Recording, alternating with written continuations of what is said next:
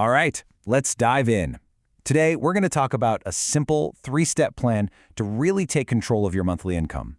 It's all about turning that financial confusion into some real, genuine clarity. You know that feeling, right? Payday hits, you pay the bills, you live a little, and then, poof, you're staring at your bank account just thinking, seriously, where did all my money go? It is such a frustrating cycle. But here's the thing, we can absolutely break it, and we're going to start right now. And this right here, this is the most important mindset shift. So many of us think if I just earned more, everything would be fine. But real financial peace, it's not about a bigger paycheck. It's about having a smarter system for the money you already have. That's our whole focus today, effective management. Yeah. For a lot of us, managing our monthly income can feel like we're stuck in a maze, and someone's turned off the lights. You know there's a way out, but every corner you turn just feels like another dead end. Well, consider this us flicking on the light switch. So, do any of these hit home for you? That little voice in your head asking, am I saving enough? Or that constant stress of counting down the days until the next paycheck? If that sounds familiar, you are so not alone. And that last one, that feeling of, I have no idea where to even start? Well, that's exactly what we're here to solve. Okay, so let's find that starting line. Every big journey, every great plan, it all starts with one clear first step. And when it comes to your money, that first step is all about shifting from being reactive to being proactive. And this concept right here is gonna be our guide, intentional spending. It's a total game changer. It's the difference between your money just sort of happening to you and you grabbing the steering wheel and telling your money exactly where you want it to go.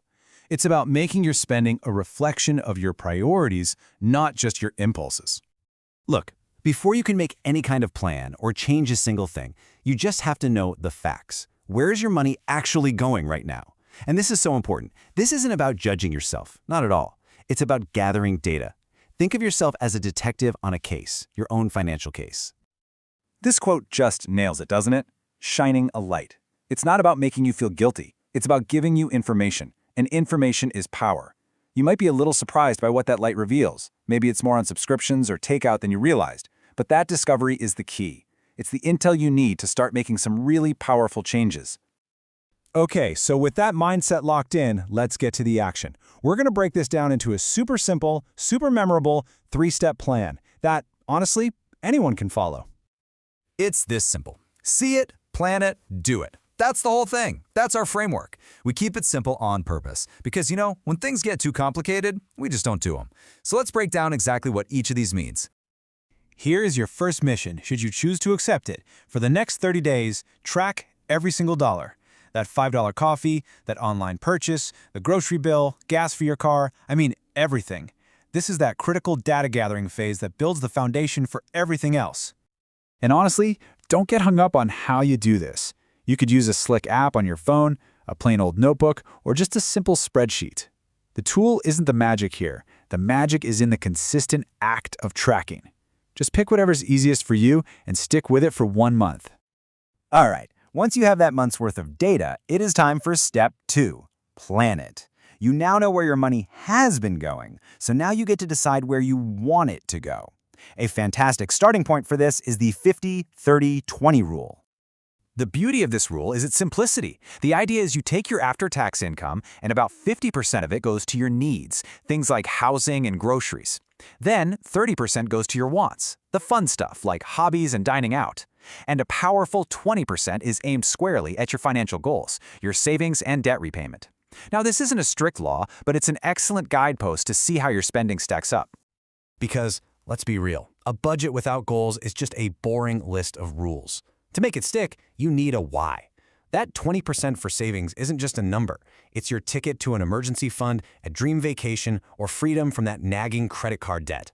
Long-term, it's retirement or a down payment. Giving your money a job makes saving so much more motivating. Now for the final and most critical step. Do it. A plan is just a wish until you put it into action. And the single best way to follow through is to remove willpower from the equation and make your plan automatic. So here's what you do. Log into your bank account and set up a recurring transfer from your checking to your savings account for the day you get paid. This is what paying yourself first truly means. It makes saving your default setting. The money for your goals is moved before you can even think about spending it, which makes success almost effortless. Then, just check in once a month to see if any adjustments are needed. Once you get this system running, something amazing happens. Your focus starts to shift from just getting to the next paycheck to looking at the bigger picture. You start thinking beyond just survival mode. And this right here illustrates the real reward. You move from being reactive to proactive.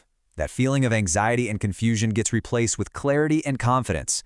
This isn't just about numbers in an account.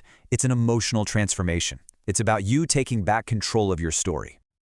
Ultimately, what you're doing is building two powerful things.